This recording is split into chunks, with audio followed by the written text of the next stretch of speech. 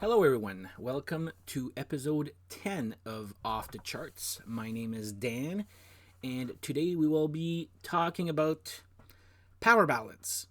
So it's going to be the good and the bad on power ballads.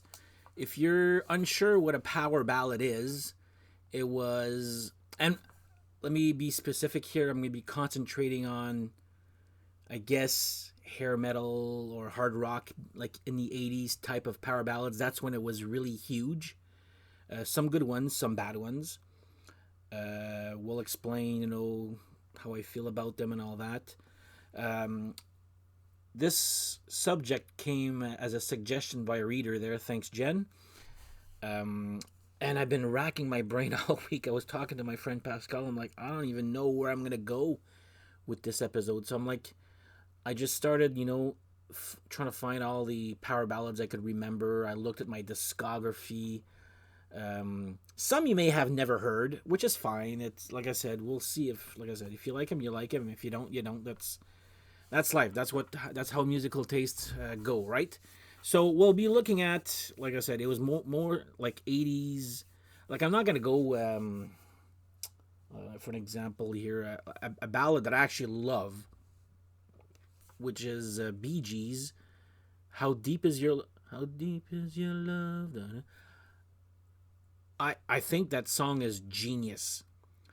There's hardly like the music is very secondary, but the lyrics and the harmony of the vocals are great. But anyway, it's not that type of like ballad. It's like I said, specific 80s power ballads. And like I said, you'll start to recognize the list of songs, and we'll see if it's good or bad. So before we start, I'd like to mention a few things there. First of all, apparently you guys actually love the Grand Marnier. Me sipping on this and doing the enjoy ting. That was actually pretty. Anyway, so cheers. And apparently, my boss and my friend Steph, so my boss Nick and my friend Steph, went actually bought some Grand Marnier just because I've been drinking them. So if you're listening to this Grand Marnier, let me know if you want a sponsorship. so, so anyway, let's get started here. So this is in no particular order. We're just gonna talk about. I'm just gonna talk about it, see if I like it or not, and maybe add a story to it and all that. So. And I did write this down on a little notepad, but like I'm gonna improvise when I talk about it there. So, first one on my list is like I said, no particular order. I'm gonna start with Dawkin, oh yeah, by the way, one band. I'm only playing I'm gonna use the band once, and only one song by the band. They might have done more ballads, but either I'll take the best or the worst of what they've done. So, first one is Dawkin. And I'm going to go with Alone Again. That's off their Tooth and Nail album.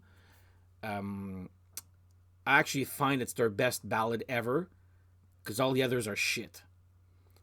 You can disagree with me in the comments below if you wish there. But I actually like Alone Again a lot. I find it's a great ballad, great mood feel. No complaints about that song. So Dawkin, Alone Again, gets a thumbs up for me here. Next up, I put Ozzy Osbourne and Lita Ford with If I Close My Eyes Forever. Now, I never liked that song. A lot of people like the song, which is fine. I don't feel Ozzy's voice belongs in a ballad, and it's so different. I don't like the song at all. Like it kept playing on Power Hour here at the time, and I was like, oh my god, just shoot me now. I really don't like that song. So Ozzy Osbourne and Lita Ford, If I Close My Eyes Forever, get a thumbs down from me for that. Next up, Kix, Don't Close Your Eyes. I didn't even know about Kix. I knew they existed, but again, nobody here in my town here had any, nobody that I knew at the time, I discovered some later, knew of Kix, had any Kix, whatever. I wish I knew about that band back then and not discovering them in the last 10, 15 years, or maybe a little bit more there. But Kicks, Don't Close My Eyes Forever. No, Don't Close Your Eyes. Anyway, good. A very good song. It's not my favorite from them. I think Tear Down the Walls actually is a better song. But you know what? Don't Close Your Eyes was their huge, huge hit. Those guys were going nowhere, not sales-wise, I would say there. But Kicks, if you ever want to hear a very good band, like a little AC/DC-ish, but hair metal-ish, try Kicks. Awesome band. I can't say enough about that band. I wish I had known about them at the time. So anyway, Kicks, Don't Close Your Eyes gets a thumbs up here. This one, most people might not know it here, but I'm going to go with Kip Winger. Not Winger the band, but Kip Winger when he went solo, when they disbanded back in 93, 94. He came out with a solo album, and the song I'm talking about is How Far Will We Go? And I mean, if you watch the video, you'll think Kip Winger looks like Jesus. He looks and dressed like if he filmed it back in Jerusalem back in year 0. Or maybe not 0, maybe 21. AC 21. Anyway, whatever. Kind of looks like Jesus. But the song, brilliant, beautiful ballad. Love the ballad. And first of all, let me be clear. I don't hate ballads. I don't love them either. I like them. Well, some I do love, mind you. When you hear me complaining about ballads, it's not because I hate ballads. It's when you're talking about hard rock, hair metal. I know at the time it was known to have a power ballad, but in hindsight, you really want your hard rock to be hard rock, not power ballady. So anyway, that's one of the reasons I guess I was told. It seems I don't like ballads. That's why this episode exists. So, cheers again. There you go. Anyway, Kip Winger, How Far Will We Go? Thumbs up. Next one. Okay.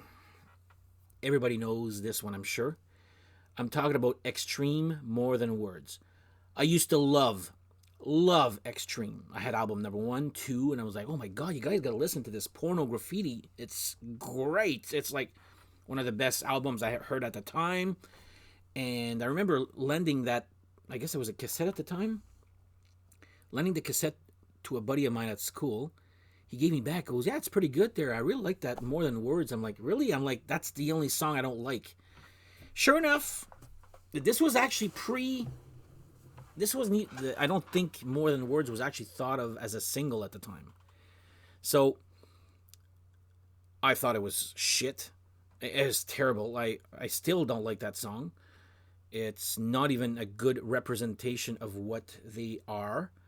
I remember Decadence Dance and I Get the Funk Out. Was that ever good? So, anyway, my beef with that is... they released More Than Words, which I accepted at the time. I'm like, okay, fine. You guys need money. You need a hit. Need some album sales. Fine. The rumor at the time was, and I remember reading this in Metal Edge, which was one of the better magazines out there, if you remember that. And they're like, oh yeah, and our next single or video is going to be When I'm President. I'm like, cool. I really love that song too. Nope. It was Wholehearted. And that's when I said, fuck you to Extreme. I'm not buying any more of your shit. So anyway, I haven't bought anything from them, but I still think that Porno Graffiti, that album, is actually brilliant. So Extreme More Than Words, thumbs down. And I remember going to see them, Extreme, open up for ZZ Top on the Antenna tour. And my dentist at the time, why do I remember this here? But my dentist, he's talking about to me what I did on the weekend or whatever, I forget. It's like, oh, I went to see ZZ Top, and Extreme goes, oh, I was there too, and blah, blah. Extreme's like, my God, I was surprised. I'm like, I know that one song, More Than Words. He goes, I couldn't believe how heavy they were. And that's the thing, is most people can't believe how heavy or hard rock those bands really are when they just hear that one hit song, which is like, I was like, okay, yeah, I get it there. So anyway, Extreme More Than Words. Bleh. Bon Jovi, Bed of Roses is the next one I found. If I had a garbage can right beside me here, I'd probably fill it with vomit right now. Next, Guns N' Roses, Patience. Patience, sorry. My Canadian French accent sticking out here, I guess. Which I actually have noticed when I'm listening to myself on YouTube. I was like, oh my god, that accent. Anyway, Guns N' Roses, Patience. I'm like, it's not that it's a bad song, but it's not great either. There's nothing special about it, I find.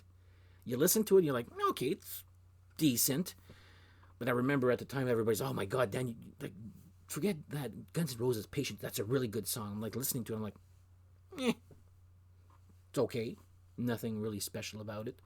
So I'm not going to give it a thumbs down, not giving it a thumbs up.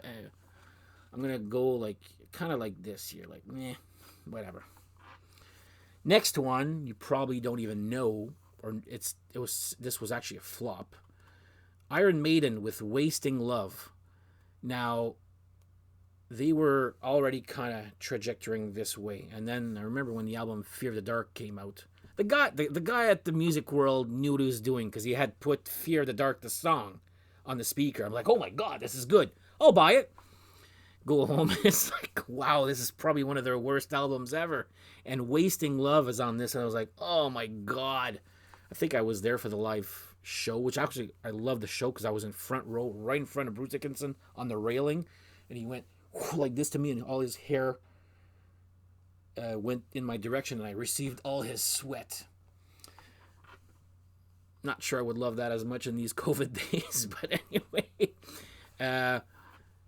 Iron Maiden, Wasting Love, a very forgettable song. They don't do ballads, and thank God, like, whatever, but big thumbs down for me for that. Metallica, The Unforgiven. I don't even know what to say. I don't like Metallica, to be honest there. I've seen them live 4 times. But I'm not a fan of Metallica. And I am not a fan of this song either. So Metallica, The Unforgiven, gets a big thumbs down too. And I think most fans will agree with me too. That that is a terrible song. Next up, I'm going to put Slaughter, Fly to the Angels. I actually like that song a lot. Except live. Live, they always ruin it by adding these... You know what? I actually forget about it, but I remember every time, and a couple of my friends is like, he ruined it live. Like, I forget if he just stops in the middle or doodles or... I was like, no, a song's like this long and it puts it this long. Okay, well, there you go. There you go, this long.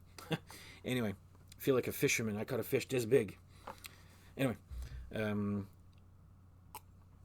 Slaughter, Flight to the Angels, studio version, A1. A1. Hearing it live, I could do it. Like, just play the fucking song. That's it. That's all I'm asking.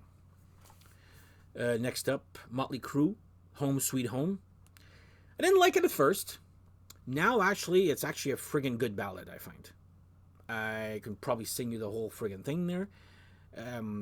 This one actually grew on me a lot. So I would say, yeah, Home Sweet Home by Motley Crue gets a good thumbs up here. Next up, Poison. Every rose has its thorn. Everybody remembers that freaking lyric there, just like every cowboy needs a sad song. But bleh, bleh. No, I don't like that song at all. I never liked it at the time. Something to Believe in at the time too. I think came out the album after. This is from Open Up and Say I think. I only have a greatest hits by Poison. They're not one of my favorite bands at all.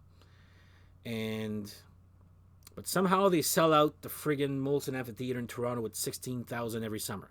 I don't understand it. But anyway. Poison, Every Rose Has Its Thorn, I could have done without. And man, did that shit get overplayed at the time. So, nope. Big thumbs down. Next up, I'm going to put Tesla, Love Song. The song is good. The introduction acoustic guitar solo is brilliant. Fucking brilliant, okay? It's really good, guys. I'm like, oh my... You'd think it's 2 guitars. And it's not. If you get their video... it's a compilation video with Times Making Changes. That's the one, yeah. The guy plays it. And I was like, oh my God, that's actually one guitar doing that, not two. I was like, wow, okay, that introduction guitar solo, fucking brilliant. The song, good.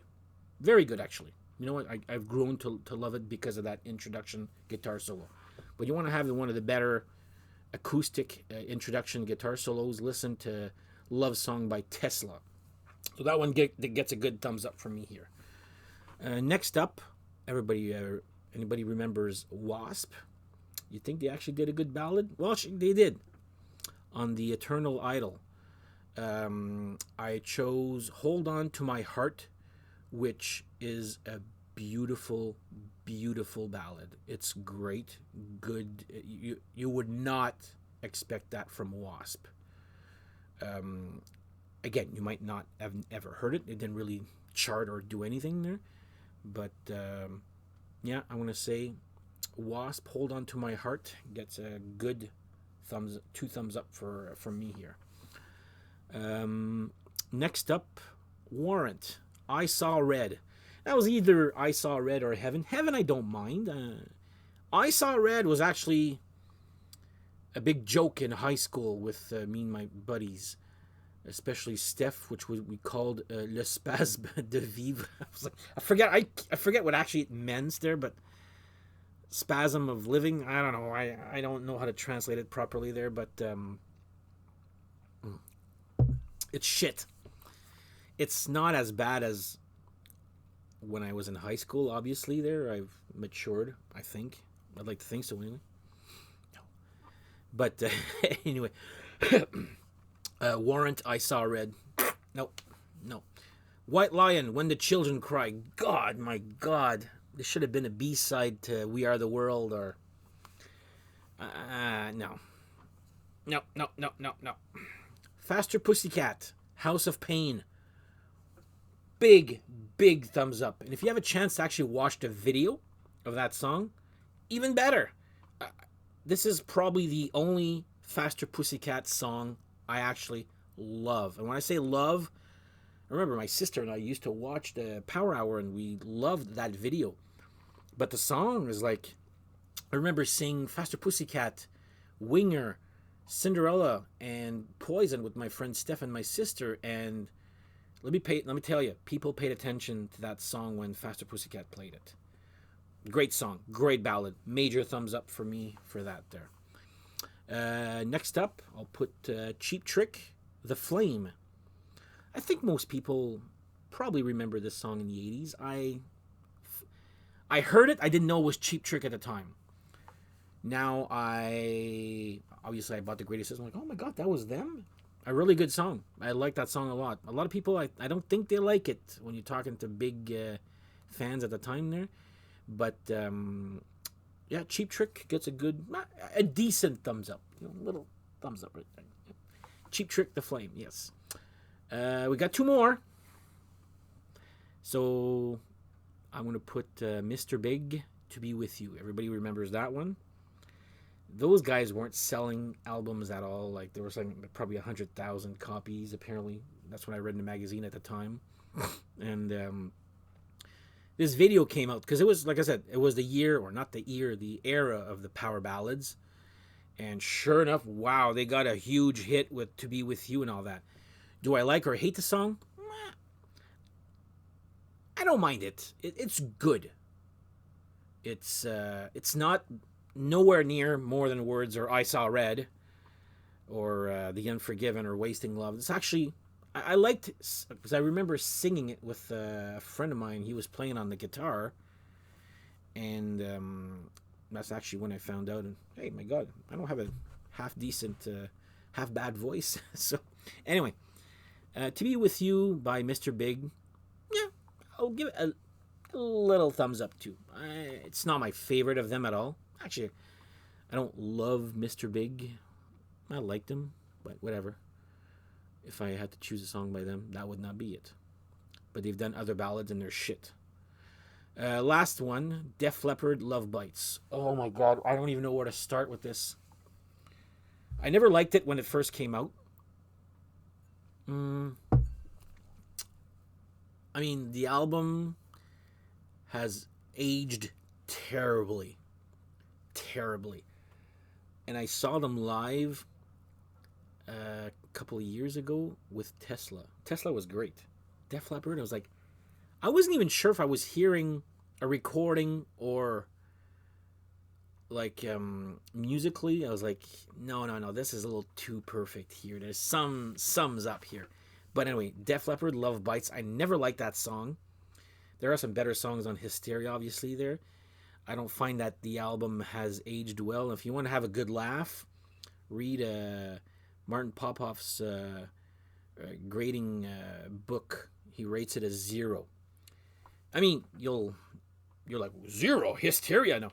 Read his article, you'll understand why it's a 0, which actually makes sense. Do I like the album? I liked it at the time, but I do not need to hear... There's 7 singles on that. I do not need to hear them again. I've heard them so many times. Like, so many times.